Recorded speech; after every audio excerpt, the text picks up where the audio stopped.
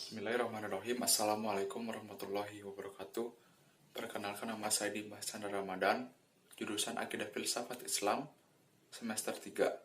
Saya membuat video ini untuk memenuhi tugas akhir semester dalam mata kuliah Filsafat Manusia yang diampu oleh Ibu Tintin Nurhayati Habibah, S.Phil MPD, dengan tema Hakikat Manusia, Harapan, dan Tujuan Hidup. Berikut penjelasannya. Baik, saya akan memasuki ke pembahasan yang pertama, yaitu tentang hakikat manusia. Saya sudah menggambar peta konsepnya.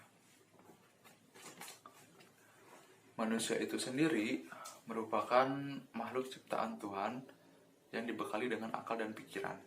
Manusia merupakan makhluk yang paling tinggi derajatnya di antara makhluk yang lainnya.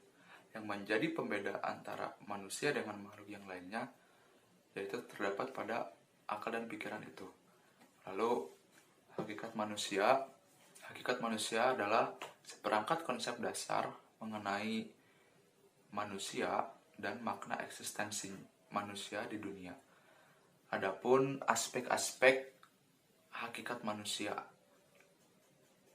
yang pertama yaitu manusia sebagai makhluk ciptaan Tuhan. Manusia sebagai makhluk ciptaan Tuhan merupakan makhluk yang paling sempurna.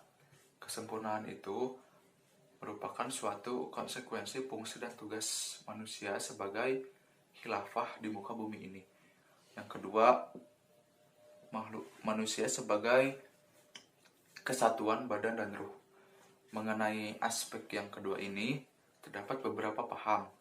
Yang pertama, paham materialisme, yang menganggap bahwa esensi diri manusia adalah badannya, bukan jiwanya. Lalu ada paham idealisme. Paham idealisme ini bertolak belakang dengan paham materialisme. Paham idealisme menganggap bahwa esensi diri manusia adalah jiwanya atau rohaniahnya. Lalu ada paham dualisme. Menurut Descartes, esensi diri manusia itu adalah badan dan jiwanya.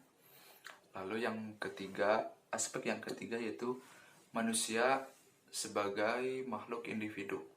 Manusia adalah satu kesatuan yang tak dapat dipisahkan atau dibagi, memiliki perbedaan dengan manusia yang lainnya, sebagai bersifat dan juga bersifat unik dan merupakan subjek yang bertanggung jawab atas dirinya sendiri. Aspek yang keempat yaitu manusia sebagai makhluk sosial. Manusia sebagai makhluk sosial karena manusia itu tidak bisa hidup sendiri. Manusia itu pasti membutuhkan bantuan dari manusia yang lainnya. Oleh karena itu, manusia hidup bermasyarakat. Nah, lanjut ke pembahasan yang kedua, yaitu tentang harapan. Ini kita memasuki ke penjelasan yang selanjutnya, yaitu tentang harapan. Harapan adalah dorongan fitrah. Dorongan fitrah yang hanya dimiliki oleh manusia. Hewan dan tumbuhan tidak memiliki harapan. Lalu secara fitrah, manusia itu berharap. Apabila seorang manusia tidak berharap atau tidak memiliki suatu harapan, maka manusia itu telah menyalahi fitrahnya dan kodratnya sebagai manusia yang penuh harapan. Lalu sebuah harapan juga dipengaruhi oleh faktor lingkungan sekitar, dan lahirnya sebuah harapan didorong oleh sebuah kebutuhan. Lalu memperoleh rumus, yaitu harapan timbul dari kita, lalu dipengaruhi oleh lingkungan, lalu karena didorong oleh kebutuhan itu tadi, kebutuhan rasa kasih sayang, rasa cinta, kebutuhan dalam bertahan hidup atau survive, dan masih banyak lagi kebutuhan yang lainnya. Lalu adapun pentingnya sebuah harapan untuk manusia. Pentingnya harapan manusia dapat meningkatkan kemampuan seorang manusia dalam menghadapi kesulitan, kesusahan, rasa sakit, dan yang lainnya. Lalu harapan juga bisa menegaskan tujuan hidup seseorang. Lalu yang selanjutnya, Dengan mempunyai harapan, kita bisa mempunyai gambaran masa depan karena kita mempunyai harapan itu tadi. Namun, terlalu banyak berharap membuat seorang tidak bergerak, tidak beraksi untuk mengejar harapan tersebut. Dan juga dalam berharap, kita juga harus melihat realita yang ada di lapangan atau realita yang terjadi pada diri kita sendiri. Jadi seperti itu tentang harapan. Yang selanjutnya akan tentang tujuan hidup. Baik, kita lanjut ke pembahasan yang selanjutnya, yaitu mengenai tujuan hidup. Kita sebagai umat muslim sudah diatur tujuan hidup kita dalam kitab suci Al-Quran. Tujuan hidup kita dalam kitab suci Al-Quran itu ada dua. Yang pertama, beramal, dan yang kedua, beribadah.